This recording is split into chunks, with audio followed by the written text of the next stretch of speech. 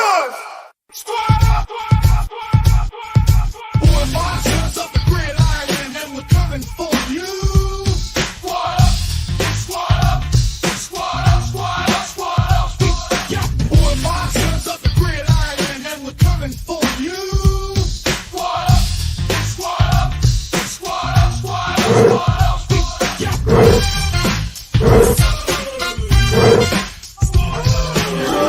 Welcome to the Monsters of the Gridiron podcast. And we're coming for you.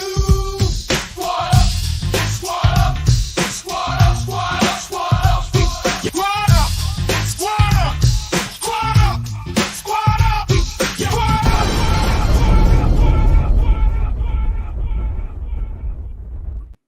Good evening, Mod Squad. Good evening. Good evening. We got a special guest, and really, she's already a part of the family. Miss Taylor Dahl is joining us tonight to talk a little Bears football. As usual, we got our guy Walt in the building. We got some other guys that should be coming in late. We'll see. Look, we're the dog days of summer right now, so you know. Believe me, I know. Everybody's taking a little time to get mentally composed and get mentally ready. So, Taylor, tell us what, before we talk some Bears, I want to talk more about your little summer series you got shaking, Taylor. Talk to us in the chat about what you got going on. Yeah, so for people that don't know, Making Monsters is my podcast that I do. The normal during the season, I kind of highlight a player that's been playing well, I go back and talk to high school coaches, brothers, dads, college coaches, all sorts of things to just kind of get their story of their journey of how they got to the NFL. Obviously, during the off season, that's not happening because there's not games happening. So I'm not going through and picking players that are playing well.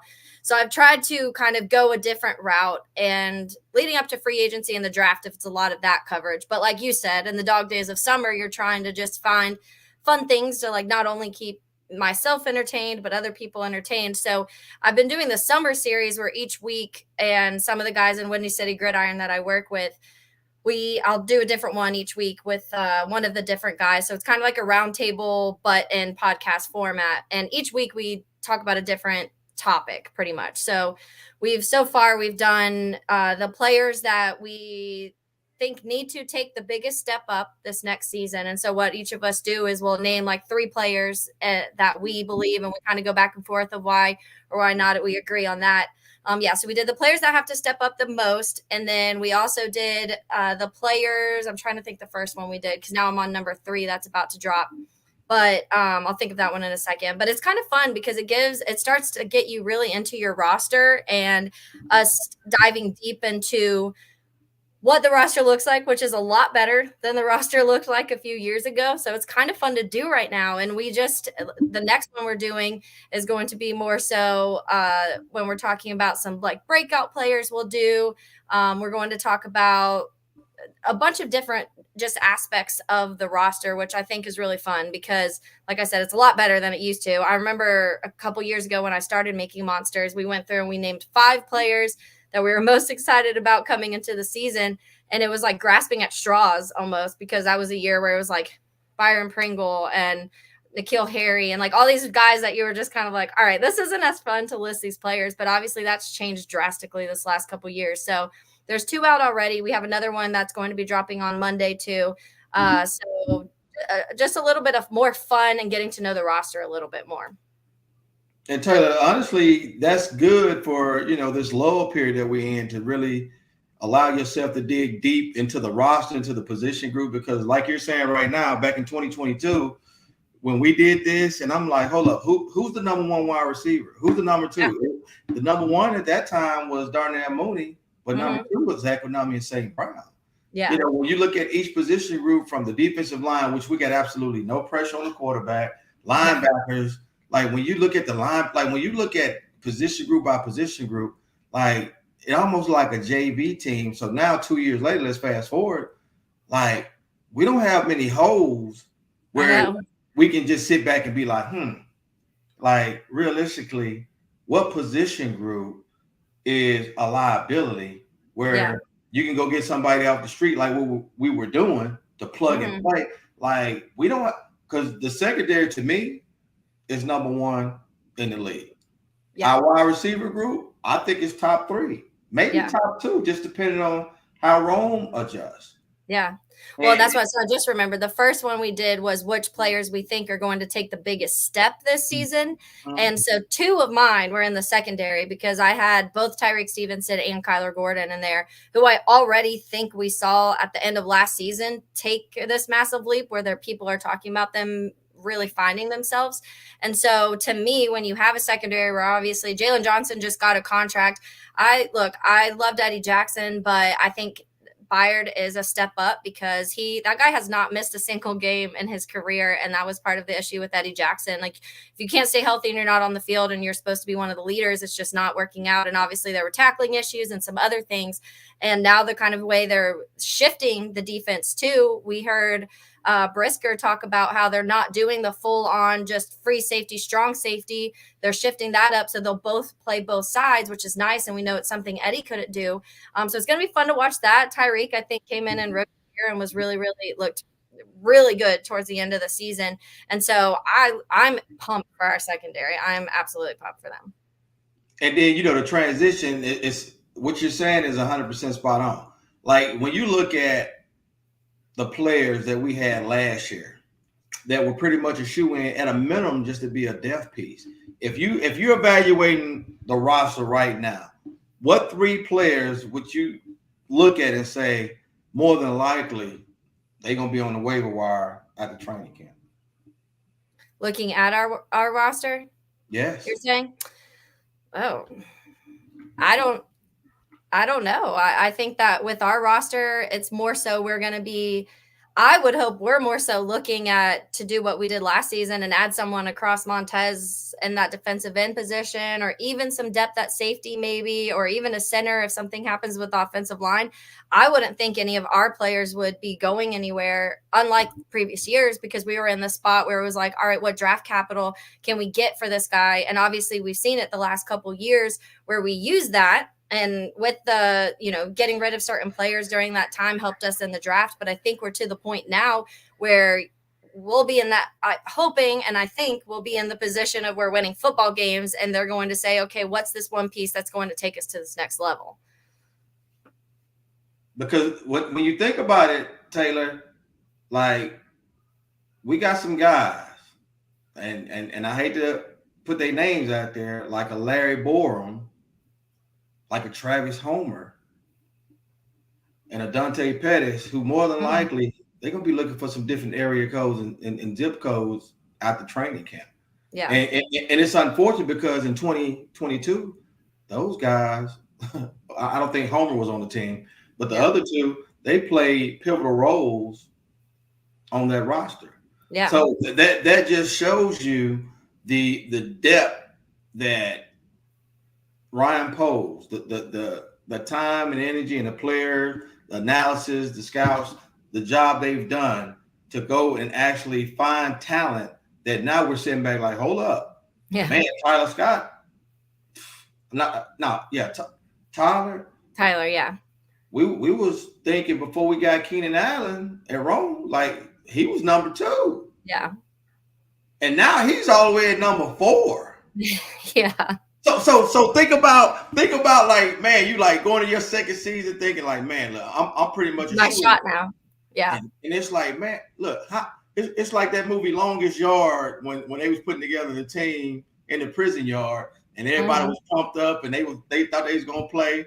And then when they went and got my boy Micah Irvin and all them guys, and then old Boots said, I'll never get to play. Now that's how a bunch of guys gonna be looking on this Bears roster now. Yeah. I mean, you want to see guys stay healthy because that's been an issue across the offensive line. It was an issue with the secondary last year.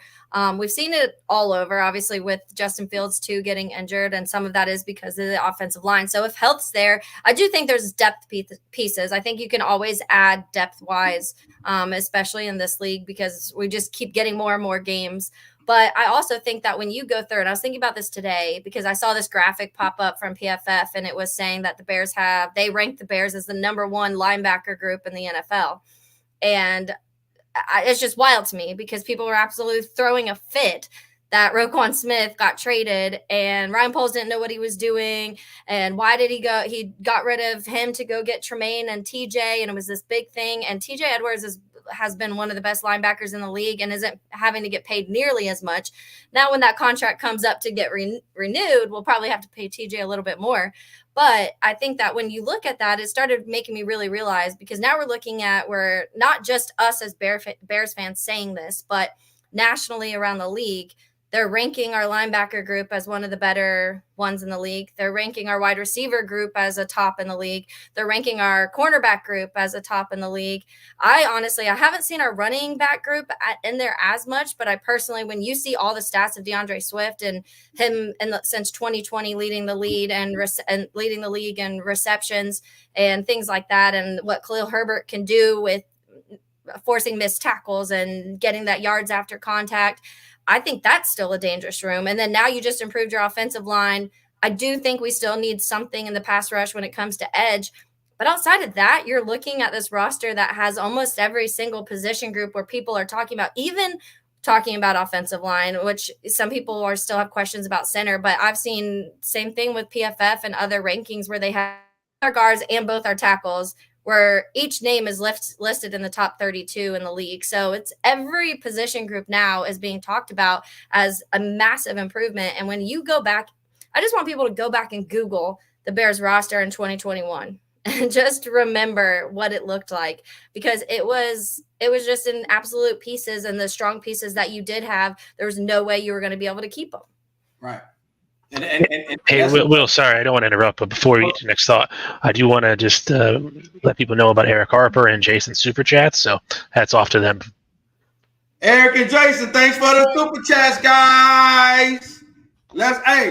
Fuck Green Bay. We with you, baby, but look, I can say that, but we got to actually perform on the field. Like that's where I am. And I do feel this year. No, and I agree. I feel this year that we would dominate Green Bay in both games. I'm gonna go ahead and manifest that. I feel by the time we get ready to play Green Bay in the latter half of the schedule, Caleb would have been adjusted to the NFL, and I think he's gonna be a force to be reckoned with. Because I'm sitting back, I'm looking at Preston Smith. He tweeted something today at Montez Sweat because they both went to Mississippi State, and he said, look, he's never lost to the Bears. And I like Kenny Clark has never lost to the Bears with Green Bay. So I'm sitting back and I'm like, okay, yeah, I want us to be dominant this year. But first and foremost, I want us to kick the Packers in the teeth, y'all. Like both games. Yeah. We do that because think about it. In 2006, we went to the Super Bowl, the first game of the year. When Devin returned that punt when we was up 19-0. And when we was up 20, the defense was dominant. Special team was dominant, but we had Rex Grossman back then. If all three phases, the way we see it right now, sync and be dominant, there's no reason. Again, I'm going on the limb and say that not only we make it the playoffs, not only do we win the North, but at a minimum, I can see us in the NFC Championship game against the San Francisco 49ers. Am I smoking something? Am I being outlandish, Taylor? You tell me. Yeah. Look, I agree with you, because I think it takes time, but I think that, and it's funny because I'm seeing this Lions fan over here commenting, and he said he's coming here, you would think the Bears wasn't a fourth place team. Anybody speaking like that is kind of odd to me, because it's like, you were just there, sir. And like, you can see how fast things can turn around if the organization's doing the right thing. So if you paid attention, yes, the Lions have made a ton of really good moves. The Jared Goff move obviously kind of changed everything, but they've been able to make the moves in the free agency and also draft right. And I didn't sit here and just say that the Bears are about to go win the Super Bowl. What I was doing was naming facts of what the roster has improved in the last 3 years. And when that has happened, and the other things that have happened in the Bears organization, where a lot of people are excited about, a guy named Shane Waldron, an offensive coordinator that can actually play calls and has played calls previous to coming to Chicago, which the last offensive coordinators did not have that. Also, Ryan Poles, him taking the dead cap from like $300 million to under $1 million in the 3 years he was there. Ryan Pace completely put this organization in a really, really deep hole. And it took Ryan Poles a few years for him to get out of there. But that's the whole point for me, is it's funny to see, a fourth place team. Things change every single year. There's a team that goes from worst to first. Not saying that's absolutely going to be the Bears, but it does happen when you have an organization that's moving in the right direction. To me, a lot of this falls on Caleb. I think that when you look on paper, this roster in almost every category is one of the top. There's no way you can tell me that having DJ Moore, Keenan Allen, Cole Kmet, Gerald Everett, Roma Dunze, DeAndre Swift, someone mentioned Rojo. I'm high on Rojo too, and Khalil Herbert. All of those guys offensively and an improved offensive line isn't going to make a better offense. Now we're relying a little bit on Caleb and how quickly Caleb can come in and be successful in the NFL. But the Bears, and I don't know, I guess people keep forgetting this, like the Bears weren't picking one because they sucked last year. They were 4 or 5 plays from being a 9-win team, and including beating the Lions twice. And so I just think it's interesting to me that people are, it's hard. It's a weird balance to try and figure out, okay, how good is it going to be? Is this roster that we see on paper that looks really, really good going to transfer well on the field? And we've seen in times it hasn't. But to me, all I've seen is improvement in every category that we've asked there to be improvement. And as a Bears fan, that's just what you want to see. Yeah, see, Taylor, I wouldn't worry. This is Don Burr, the resident troll. You get used to him after a while. Yeah, he's bored. We'll overlook him because, like Taylor said, just a couple years ago, like we was looking at the Lions fans sitting up in Ford Field with bags over their heads. So prior to then, 93 was the last time they won the NFC North, and they kept chipping away. And even then, we were still competitive with the Lions, other than that 41-10 loss we had when, again, in 22, when the team was just totally in disarray. So it's like now, last year, we were 4 minutes from sweeping the Lions. Yeah, I know. Last year, we had the Cleveland Browns game, like. And to be honest, at that point of the season, it was kind of a hot mess offensively. Like it was. Yeah, and all the points you're making, and then you throw in the Broncos game, man, we're 10-7. We're in the playoffs. If you really want to put this thing under a microscope, and that's what a subpar play caller, Caleb, like pocket passer, like his skill set for arm, everything is for. If the ball comes out, I don't see him getting sacked a lot. If the ball comes out with his weapons on that 3-step, 5-step, 7-step, if he has to ad lib, I'm cool with that because, he got wide receivers in DJ Moore and Keenan Allen that can find holes and can adjust routes where it's going to be tough on these DBs. Hence the reason why Detroit went and got to go get 2 corners. They got Terry and Arnold and got any weak straw just to contend with the wide receiver core that we have. So, like, I'm not afraid of Detroit. I'm not afraid of Minnesota, and I'm definitely not afraid of Green Bay. It's just all about us finally coming together mentally and saying that we can perform the way because we got the weapons, we got the skill set players. Hell, on special teams, we got the crocodile punter. and look, and like Caleb said, hopefully we don't have to use them as much. Yeah. Hopefully we don't have to. But when you look at what we got at the critical positions, right now, and Taylor, what's your take on this? Like, who do you see? Or do we already have a person on the roster that can complement Montez Sweat and also provide us some interior depth on either the 3 tech as well? Do you see it, or do you see someone in free agency that we're probably going to consider? So I do not think we have someone opposite Montez Sweat.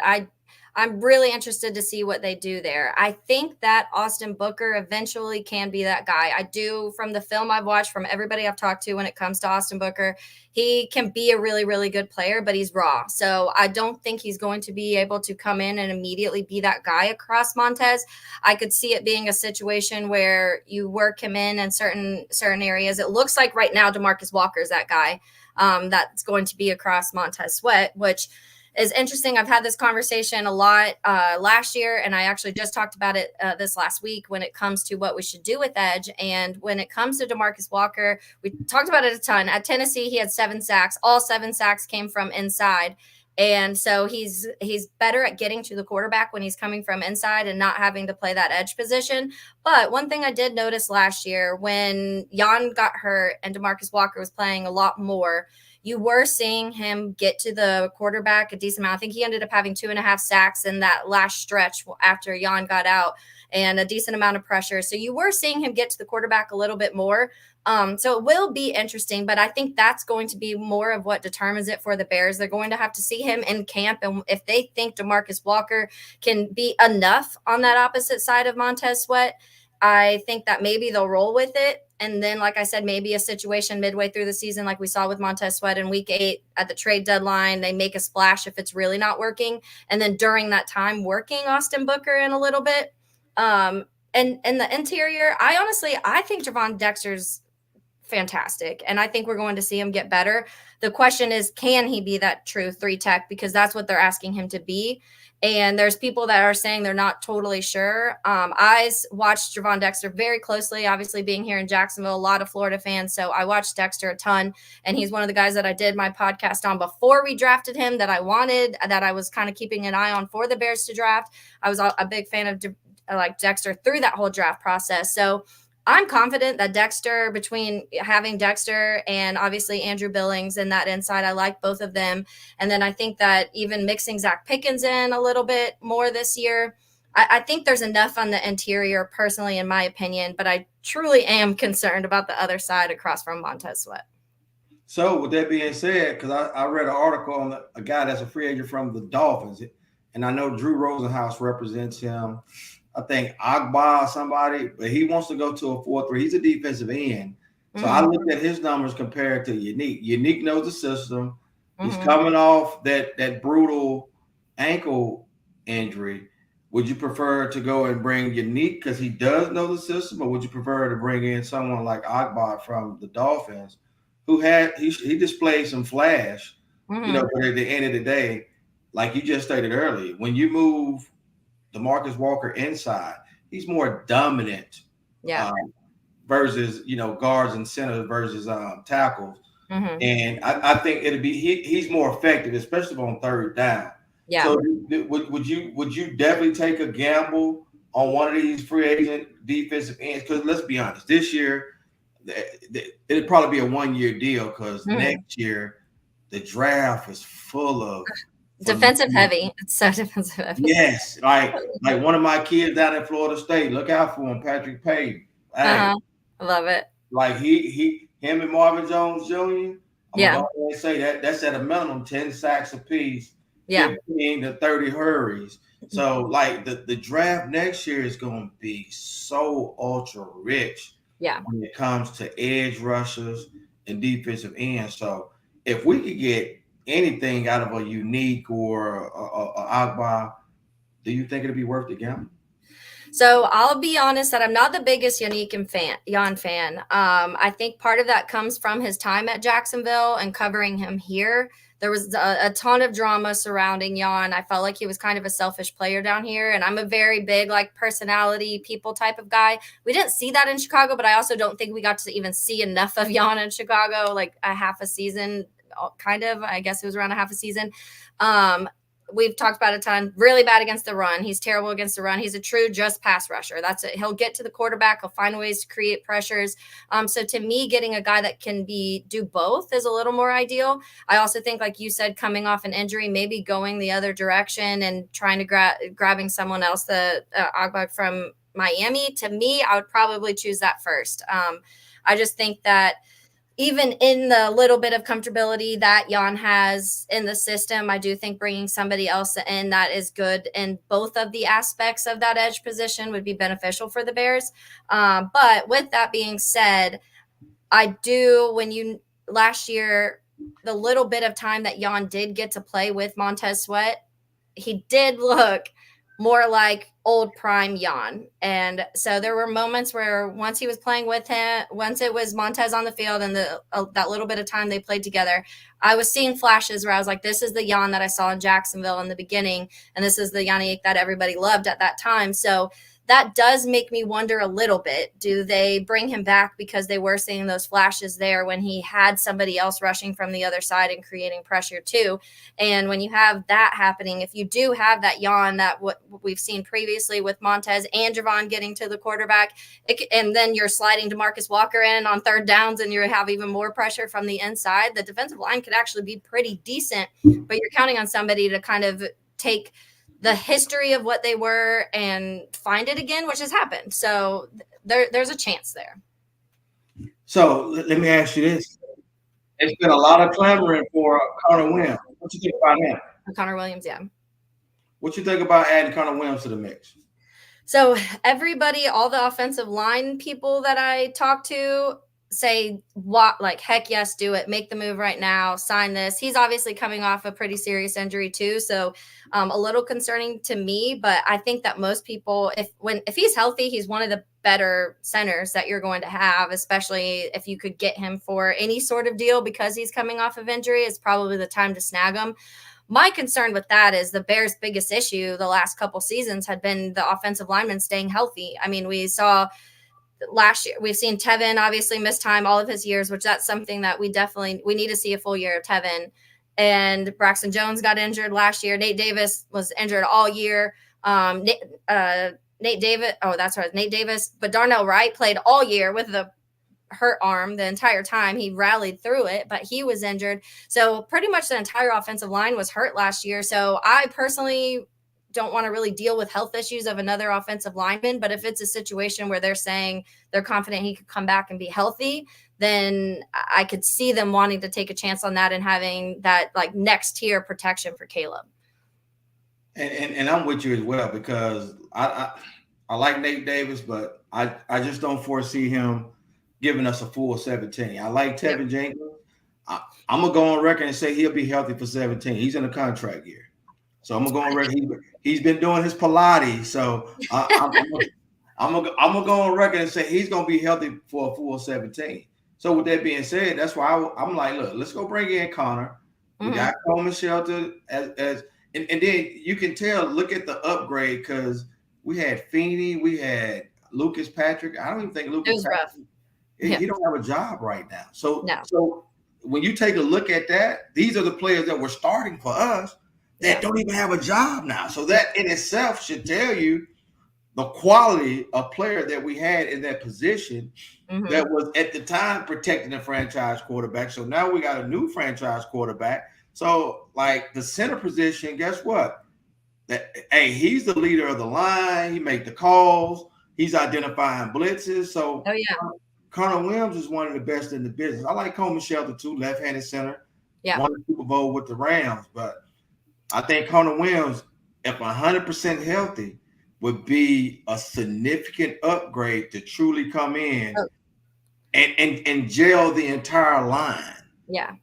I'll be honest, I feel like anything at this point will be an upgrade over what the center looked like last year. Absolutely. Cody Whitehair, the ball, I think there was 15 minimum snaps that went over Justin's head or between his legs, where I was like, I don't even understand what's happening at this point. I remember tweeting at one point, like, can Tevin Jenkins snap the ball? Because I don't know how we fix the center position right now. But I do agree with you. What I do hope they do is during training camp, when they're figuring out who is going to play that center position, they really lock in and make a decision early so that Caleb and that person can form that connection. That's one of the most important bonds you can have on your football team, is having that guy, your center and your quarterback, that mesh. Because like you just said, like the most underappreciated position on the team sometimes is that center position, but he's doing so much. And we saw what that disconnect led to last year. So I just want them to kind of pick it early and know, like, okay, this is going to be our center for the season, so that they can kind of go through and him and Caleb can form that bond early. And week one, we already feel like they've been playing together long enough to have that. Now, everybody's also excited because of Hard Knocks. Like, Taylor, from your viewpoint, how do you think Hard Knocks is going to really give the fans behind the scenes access and just give us exposure in which we've never seen before coming from Hallis Hall? Yeah, I mean, I think this whole year, as we're sitting here, everything that is being highlighted throughout the season, when it comes to the Hall of Fame game, when it comes to Hard Knocks, when it comes to a Thanksgiving game, when it comes to all of the primetime games, when it comes to a London game, every chance, like the NFL is all about the Bears right now. And you can tell by all of these things that they're giving them, which is great. I think it's really fun, but it's also a little scary for me because I am one of those people that obviously living in Jacksonville and working for another, like talking about another organization all the time.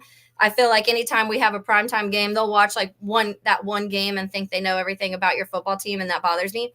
But for the fan base, I think it's fantastic. I mean, not only for just because some of the personalities that are on the Bears right now, the big ones, but the one thing that Hard Knocks has been good at is kind of highlighting the names and the guys maybe you're not as familiar with. There's always kind of that under the radar Hard Knocks person that you really didn't know before, and now you know. And I've done some podcasts on who possibly that could be. Tevin Jenkins is one that I could absolutely highlight the show because his personality, he's hilarious.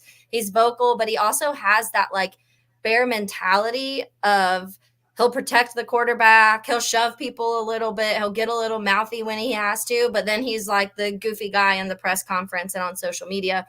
And so I think that in addition, like you said too, it's a contract year for him. So it's an important year for Tevin. So I could definitely see him being somebody that is highlighted. I could see like a TJ Edwards, because like I mentioned earlier, we know TJ very well and we see how dominant he's been since he's been here in Chicago. But I'm not sure a lot of the other people that just like casually watch the Bears know how dominant TJ Edwards has been in Chicago and even pre-Chicago, but since he's been here.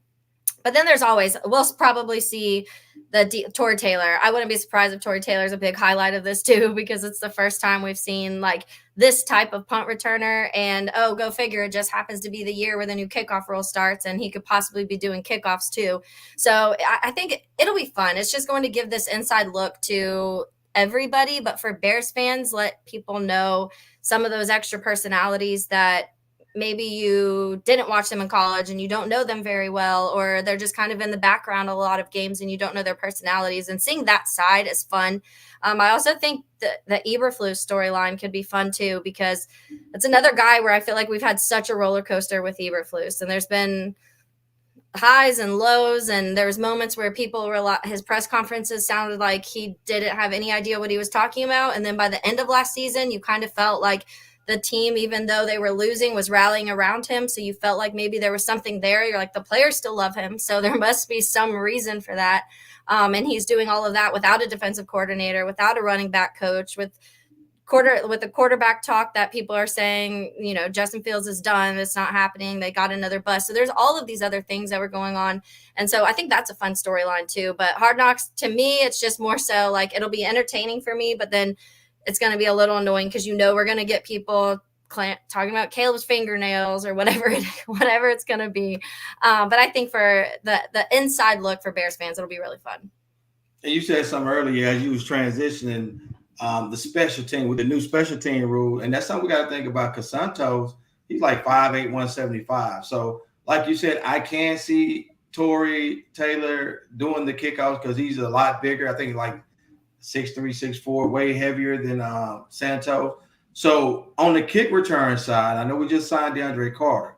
Mm-hmm. I think we're pretty set with Carter or because you got to have two back there anyway. And Velus Jones, a lot of people think Velus Jones might be in danger to get cut. I don't see it because he does have a talent. It's just all about extrapolating that talent and using it wisely.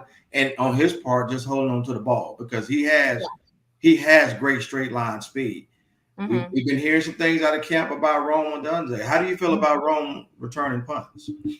Yeah, that one's an interesting one to me. But I think, as we mentioned earlier, the wide receiver room or let's just say the receiving room, because between the wide receivers and the tight ends, it's so stacked that I almost feel like they just want to make sure they have a place for Rome because he's so talented. I heard they were also practicing him at all three wide receiver spots too. And so it seems to me like they're just like, this kid can do anything we ask him to do. So why not, let him be on the football field as much as he wants. Obviously a situation where you don't really want an injury to happen or come from a moment like that from him. But I do think it's something he can excel in. And as do I think Velus. I've been I know a lot of people hate on Bayless, and they're always like, he drops everything. The main issues had been punts. Don't let him return punts. That's where his issues were.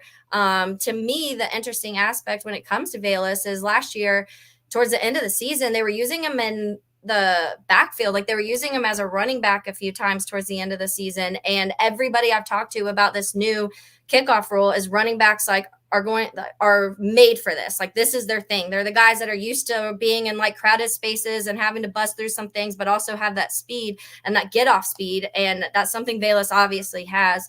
And you can also use two. You can have two returners if you want to in this new rule. So it's going to be really interesting how they kind of navigate all of this. But in the fact of, I think with Rome, I just think they want Rome on the football field no matter what. He's that talented. I think he's going to be somebody we're going to be talking about for a long time in Jacksonville. I almost cried when we drafted him. And then when it comes to Bayless, I think that he will be on a short leash, but I do think he will be able to succeed in this new kick return. And I would not be surprised if we're using him in little facets of the run game a little bit. And again, you hit the nail on the head, because I had the pleasure of meeting Bayless at the Bear Care Gala, and him, Tremaine Edmonds, all these guys, like, we had some great in-depth conversation, not just about on the field, but off the field. And when you get to really truly interface with these guys and see where their mindset is, like I told Bayless, just stay focused, block out the noise. I do see him more of a Debo type player that could be utilized in the backfield, in the short intermediate routes. Just stay focused, stay locked in.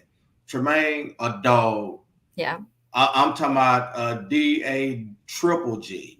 So, and he's still young. People don't realize he came into the league. I wanted him when he was 19. Like, he's in year 6. Yeah. So he's still relative. So he'll see a good third contract before it's time for him to be like, well, whether I want to continue or not. And then, talking with DJ Moore and Jonathan Owens, like, just hearing these guys' story and how passionate they are about the game, it really gives an appreciation, from our perspective, to know that they're committed to bringing Lombardi back to Chicago, something we haven't seen since '85. Like, they're truly committed. So, when you think about that, what do you think about the whole Arlington Heights ordeal, Taylor? Because I got my take on it, being an entrepreneur, being a businessman, and understanding how these things go. But it's a lot of people that don't want the Bears to leave the lakefront. Look, and I get it. To me, it's such a weird conversation because I don't live there. So I love when I go to visit Chicago, staying in one of those hotels right downtown. I'll take a train or a taxi and you're at Soldier Field. I don't have to worry about the commute from outside the city or the parking or any of that type of thing. When I'm there for a Bears game, I'm vacationing. So I like being on the lakefront. But at the same time, I love the idea of being able to go to a place where there's a ton of tailgating all right around the stadium. There's bars right around the stadium. There's music venues and there's restaurants and all of that stuff. And if you've ever been to Atlanta and been to the Battery, that's what it makes me think of. And just doing that in Atlanta makes a whole day. So rather than you just being like, okay, we go tailgate for a couple hours before the game, go to the game, you're shuffling out and everyone's going home. It's a full day of things that you could do if you wanted to on game day, which I personally love football in general. So if the Bears play at 1, at 4 o'clock, I'm wanting to get to the closest bar and watch the next round of games at 4 o'clock. So that's difficult to do at Soldier Field because you have a long walk getting out of that stadium and getting to your taxi or Uber or back to your car or whatever the situation may be.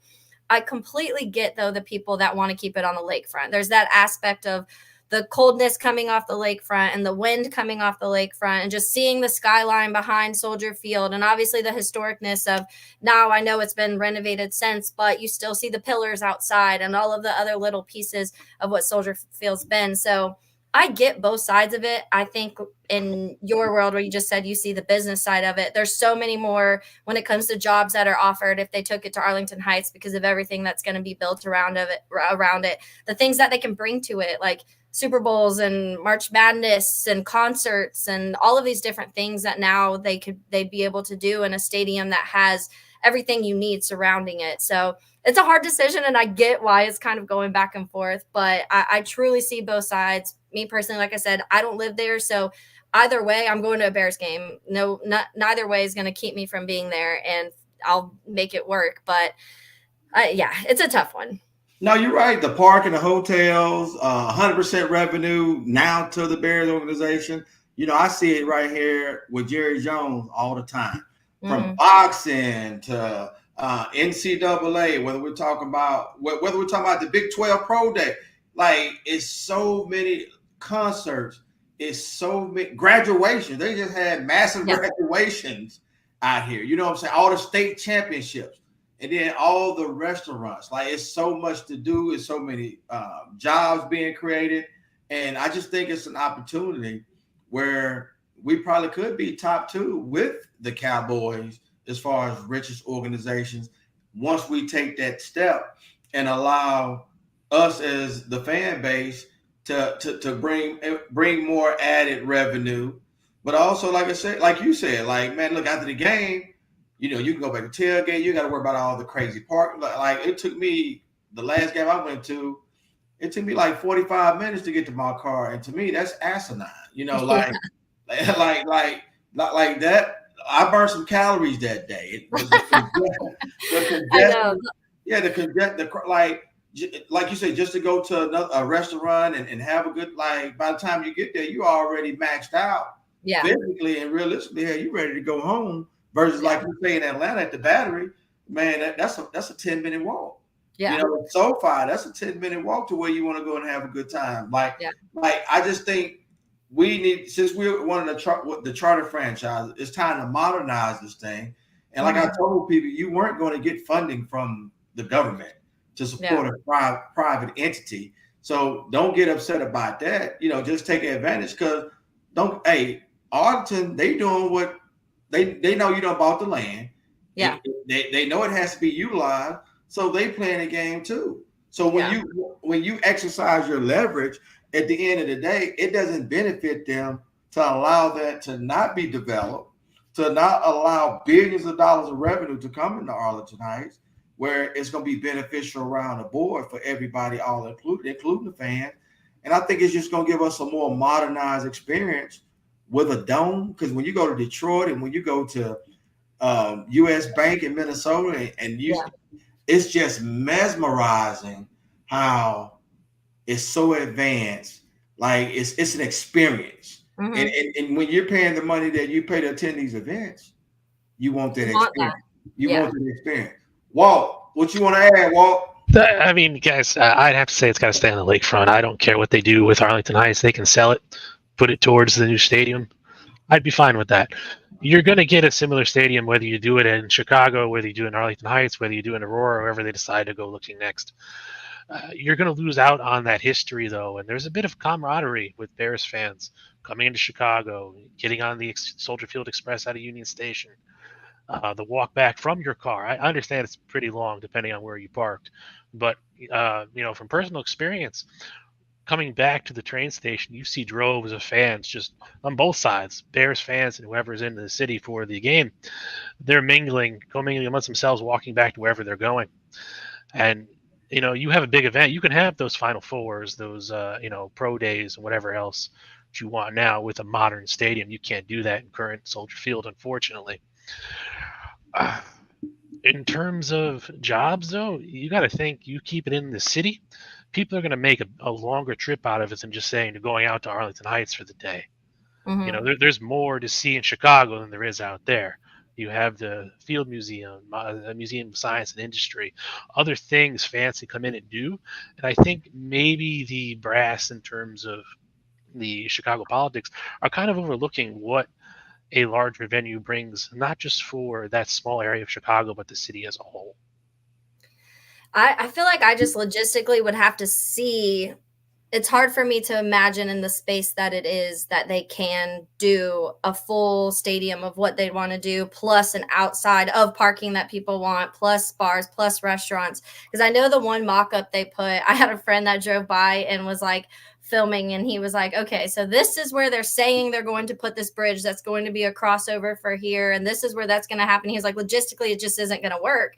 So that's more, if they can make it an entire an entire thing to where we do have a stadium and all of the surrounding areas to where you can hang out and make it a full day, and you have parking and people can tailgate without having to walk a long distance of time, I'm there for it. I just want to logistically see how they could do it.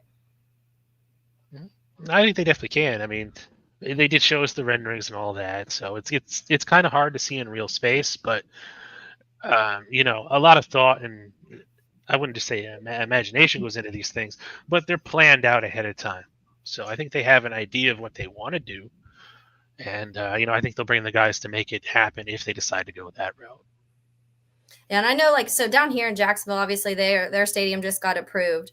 The one thing that someone like the Jags have that the Bears don't have is Shad Khan's a billionaire, and he's literally putting 40% of his own money into the stadium. And the McCaskies just don't have that type of money to do it. So I think that starts to alter things too when you're trying to figure out what you're going to do with the stadium. And I'm not there, so I'm not hearing all of the financial side and what people are voting and not voting. But I know that was a big thing down here of how much is Shad going to pay and how much is the city going to pay.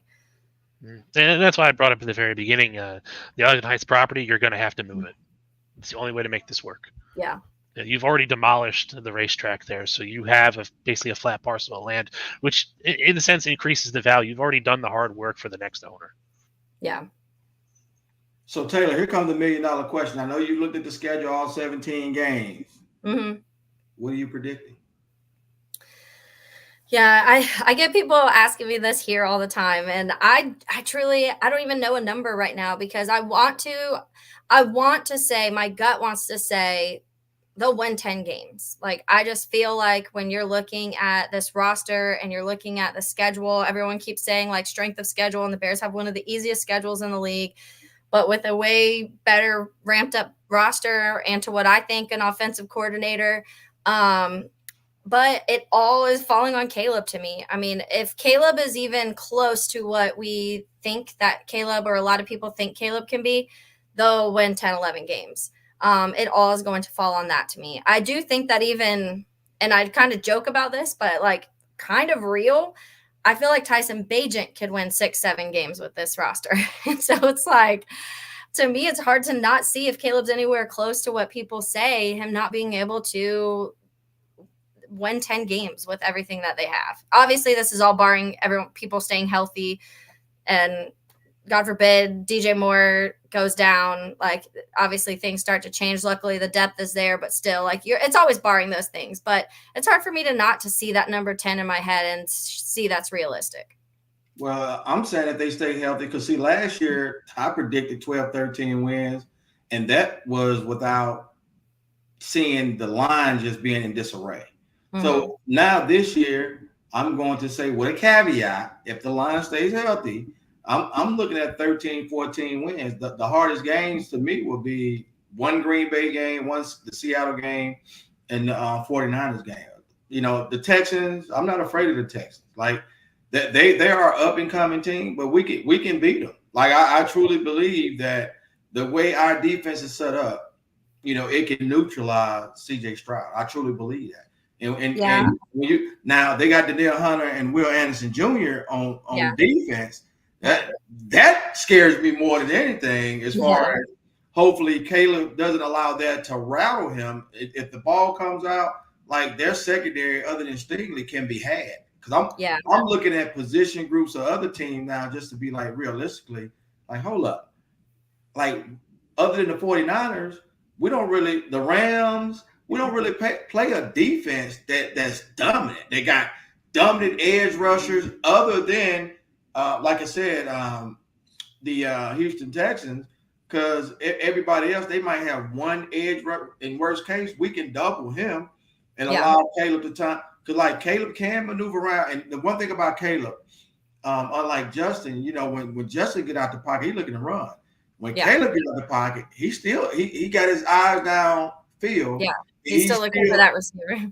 Correct. So in essence, he and Justin are the same because they're big game hunters. They're not looking to take the layup with the dump off to the running back in the flat. They're looking for that 20, 30 yard dig, or that flag, that sail for about 20, 30 yards. when they're breaking out of the pocket. So I do feel that if Caleb, and by design, I really didn't want to talk a lot about Caleb tonight because we'll be talking about him all training camp and all season. But like you said earlier, he is the key cog. He's the catalyst for the offense exploding.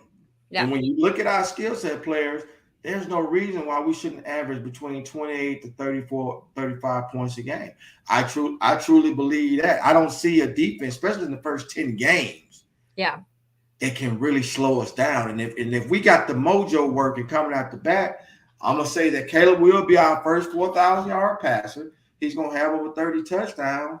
And the offense should be a top 3, top 5 offense with a defense that should be a top 3, top 5 defense. Do you think that's a bit outlandish?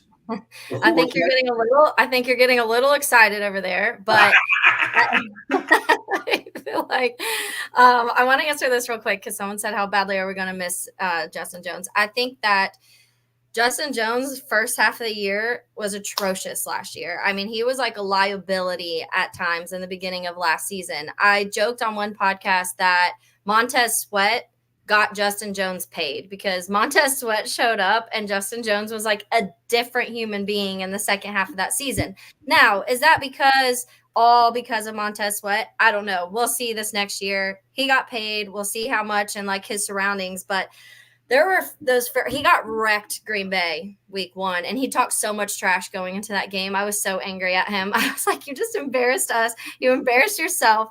So I'm not crazy missing Justin Jones. I think, and I mentioned earlier, I like Javon Dexter. I think Andrew Billings is way underrated. I really, really like Andrew Billings.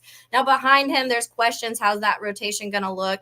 And we mentioned this earlier. If they add an edge, you'll have DeMarcus Walker to be able to slide in and be one of those interior guys too. But outside of that, you're looking at, Byron Cowart, which I know a lot of people don't know a ton about. I did one podcast a little bit on him. I think he's a good depth piece. So we'll see how much you have to use him. But we do know Eberflus loves his rotations on the defensive line. So I do think we'll see guys all over. And that's one thing that Eberflus does. Even last year towards the end, we were seeing Javon Dexter on the outside. Sometimes we were seeing DeMarcus Walker on the inside. He had Jan before Jan went out playing both, like kind of all over the line. So it'll be interesting to see, but I'm not going to crazy miss Justin Jones. I know some people have like higher thoughts on him, but back to the schedule, when you're talking about, I think that we don't even play a divisional opponent until week 11. And I almost feel like that's in the Bears' benefit because you go through, and that's been kind of our kryptonite is Green Bay. Obviously, that's just been a thing. We haven't beat Green Bay since 2018. That has to change this year. You have to at least split with Green Bay. But outside of that, when you look at the beginning, I personally think Titans and Colts are very beatable, especially in the beginning of the season because Anthony Richardson's coming back from an injury. Will Levis also was banged up. I'm not sure. No one really knows what Will Levis is at this point. They did both add weapons and things to hopefully they're hoping fixes things in this offseason. The Houston Texans are scary to me. I think they'll be one of the best teams in the league this year. I think already last year, what they were able to do with CJ Stroud, I think he's only going to get better. They also added Stephon Diggs and, like you mentioned, Daniil Hunter.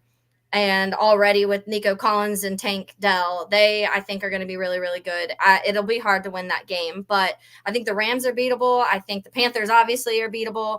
The Jags in London, I think, are going to be a tough one only because Jags live in London half the year. Like, they're always there. They're so used to that trip. They're so used to playing there. They're used to the time changes. They're also playing 2 weeks in London, so they're already going to be, like, used to it by the time that they're going to be, like, just chilling by the time the Bears show up.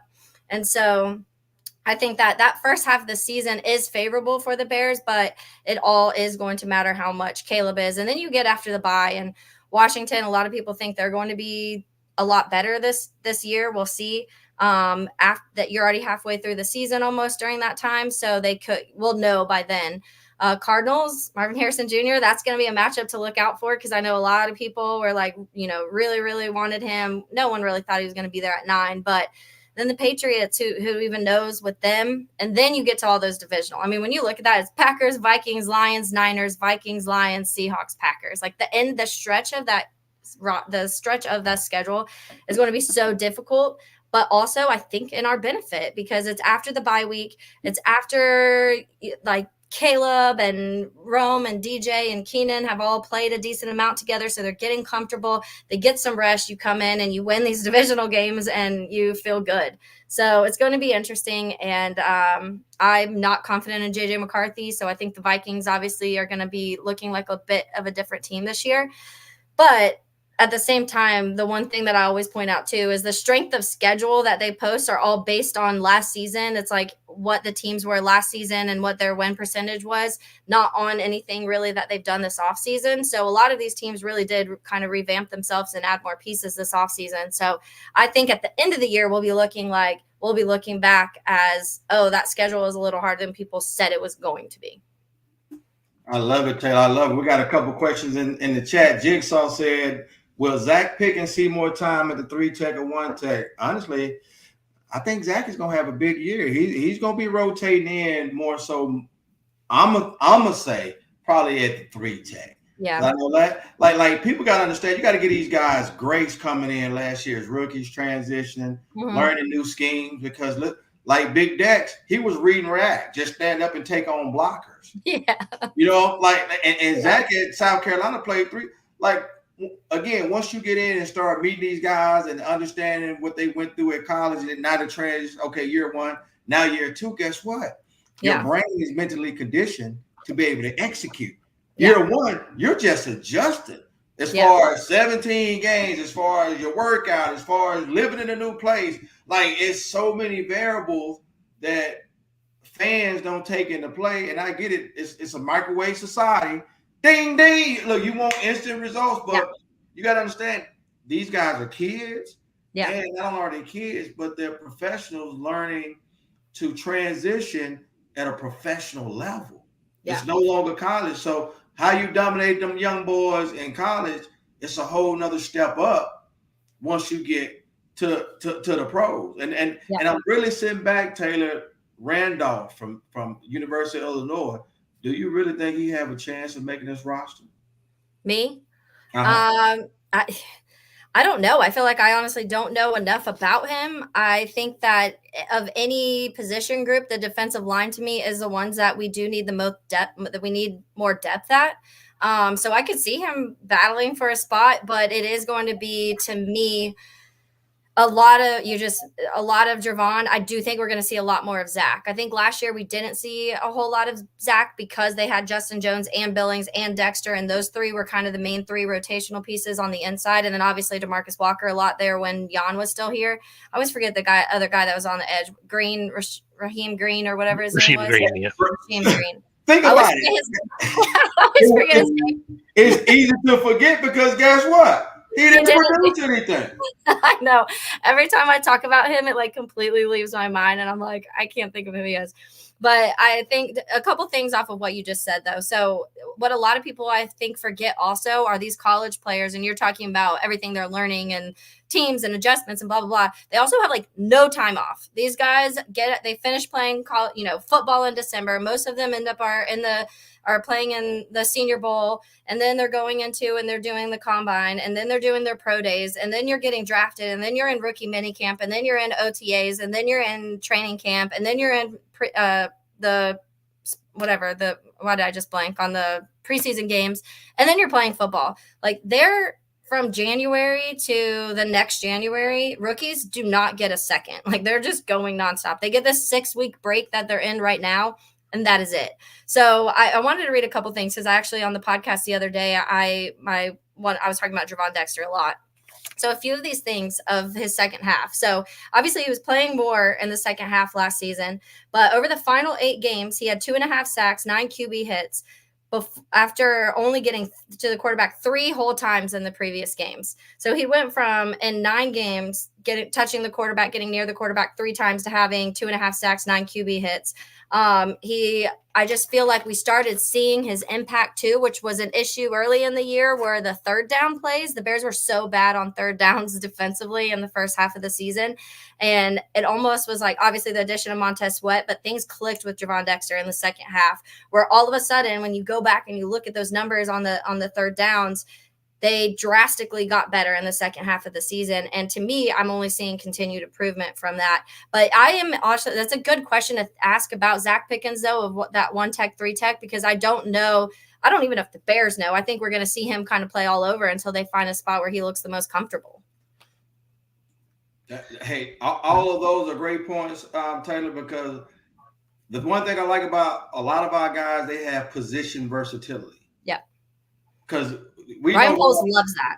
Why do you think every lineman he gets has played right guard, right tackle, left tackle? You talk about Coleman Shelton and Ryan Bates both have played multiple positions on the offensive line because they want those guys that if you find your guy, the other guy can be a swing tackle or can be swing guard, whatever it may be. And so he loves those guys that can play multiple positions. And same with, that's why I think it's a big reason they went and got Kevin Byard. So they didn't have to strictly do that. Your free safety, your strong safety. He likes the free flowing openness because it makes the defense so much more unpredictable. Absolutely. Ooh, Taylor's cooking tonight. Hey, Chad, we got about 2 more minutes. If you got some more questions for Taylor, because she's busy and we don't want to hold her all night because we want to pace this thing out for the entire year. So we want to make sure that she stays fresh in her content. So we got about 2 minutes. Walt, let's go. Walt, you got any more questions, Walt? They got a couple questions here, but I just wanted to bring up a couple things. Lucas Patrick's actually on the Saints now, Will. So he does have a job. And from what I've been reading, it seems like the Bears had to jump through a few hoops to get Keith Randolph. Like they really had their eyes set on him to be on the team. So I think as long as he doesn't completely explode and implode like a dying star in training camp, he'll more than likely make the roster in some way, whether it be practice squad or even just the regular, 53. Yeah. But where do you know where he was playing, like predominantly? I think with Johnny Newton, he was more doing like a 1-tech. Okay. So he would definitely eat up a lot of guys in terms of he has an okay get off. So I don't think he'd be a main 3-tech though. Probably more a 1 than anything else. I love this picture of him. I don't know if you guys can see this, but he looks like Akeem Hicks in this picture to me every time I see them. And if we could get another Akeem Hicks vibe type of guy, I'm down. Yeah, he's got the same body type almost. Yeah. I hope he has better conditioning though. Hey, Kevin Williams, thanks for the super chat. I just said in the last podcast, I believe we have a chance to have 3 wide receivers get 1,000 yards. I truly do. But again, that depends on how Gerald Everett, Cole Kmet, even Swift out of the backfield will be utilized. But as of right now, I'm predicting us having 3 1,000-yard receivers. DJ Moore get there first, Keenan to get there second, and Rome will get – because Rome and Caleb already have a great rapport with one another. So I can definitely see Caleb making sure that Rome reaches that number because – and when you look at our first 10 opponents, nobody really stands out with a very dominant secondary. Yeah. I don't know. It's hard for me to but you just said you thought he was going to for sure Caleb would have 4,000 yards too. I am not. I think he'll have more like 3,500 yards, but I think that it will be spread around so much. We talk a decent amount about how much Shane Waldron loves his 2 tight end sets, using his tight ends. He also likes to get that, use the tight ends to kind of roll into play action. So I think it'll be, what's going to be exciting for me is it's going to be a lot more fun up-tempo offense than we've seen, which is kind of nice because I feel like previously it's just been miserable. I see the bulk of our yardage. I think DJ Moore is still going to have the most. I think DJ Moore will end up having 1,400 yards. I think that we're going to see the rest kind of scattered between Keenan Allen, Rome, Kmet, and honestly, I think we'll even probably see some of DeAndre Swift because everywhere he's been kind of used as a receiving weapon too. And then Gerald Everett too. So I think DJ is going to be the one that passes 1,000 and the rest are going to be a good amount of kind of scattered around. Okay. Look, I as long as we're moving up and down the field, honestly, I know it makes for excitement for the fans, but I'm looking at Geno Smith. I think he had 4,000 last year and the year before last. And to me, Caleb is way more talented than Geno Smith. You know, I know they ran a lot of 11 personnel, like you said, with the tight ends. Yeah. So we just brought back Mercedes Lewis, who is a de facto tackle and also a veteran presence in there that I think is going to be a great asset for the offense as well. So I just think this offense is going to explode. I really do. And if the only thing that I think that can hurt Caleb, of course, would be the weather. If the weather is not just hideous, I think Caleb can have a big year his first, because I think CJ Stroud threw for 4,000 last year, correct? Mhm. And granted, he plays in a dome, but Yeah. it's impressive, like you said earlier, because Nico Collins and Tank Dell, no one even knew these guys. Yeah. Like honestly. And Yeah. I do think the arrow is trending upward for Houston, Texas. I just think week 2 is going to be trending down. Really? Yeah, Oh, just because of us, though. Yeah, because they playing us. But after us, yeah, they'll beat Jacksonville, the Colts, and who's the other team in the South? Jacksonville, the Colts. Oh yeah, it's Tennessee, And the Houston. Titans. Yeah, they'll probably sweep. That's a 6-0 sweep. So with us, like you said earlier, JJ McCarthy or Sam Arnold, I'm not worried about. I'm definitely not worried about Jared Goff. Jordan Love, I just don't see him putting up 30-12 like he did last year. I think defenses are going to adjust.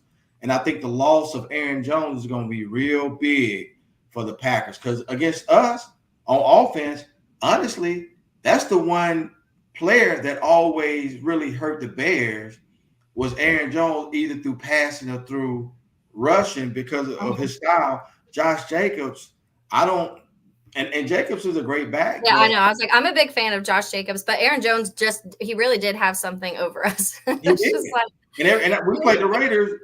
I was at the Raiders game. I think we had Jacobs to like 30 yards last year. So I'm sitting up here like, man, I thought Jacobs was yeah. So because I have a big cuz in the middle, Big Bill stuffed that thing, so he wouldn't get done between the tackles. So at the end of the day, I think that against the Packers, and they got a young wide receiver core, young tight end core, but I think our linebackers and secondary, our physicality and experience is going to shut them down.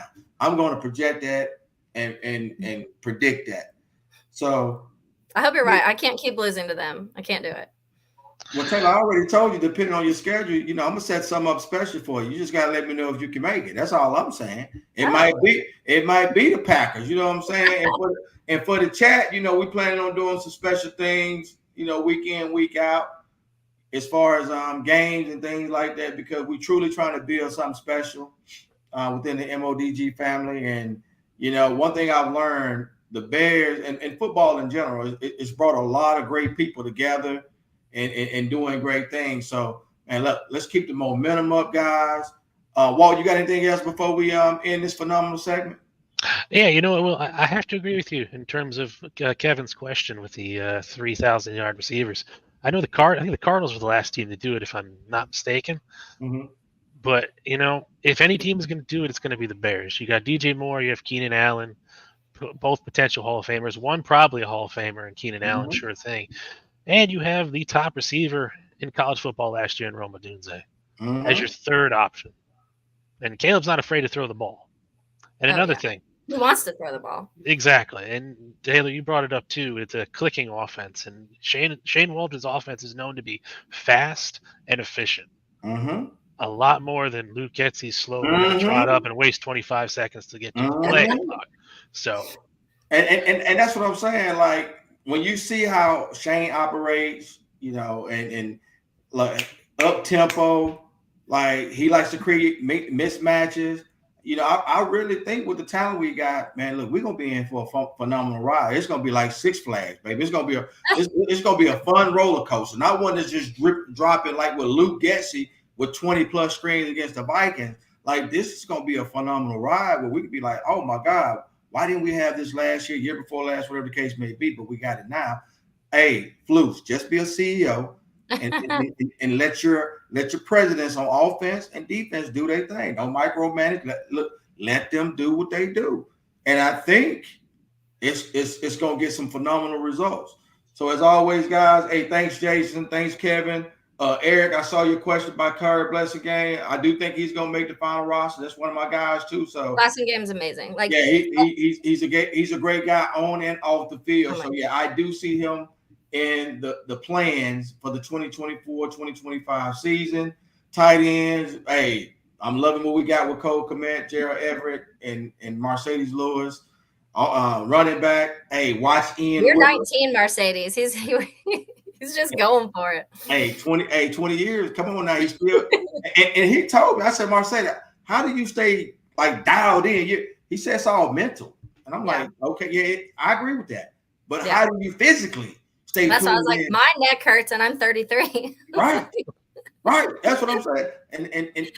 And like he told me, when you love what you do, of course it's not work, but to mentally prepare yourself.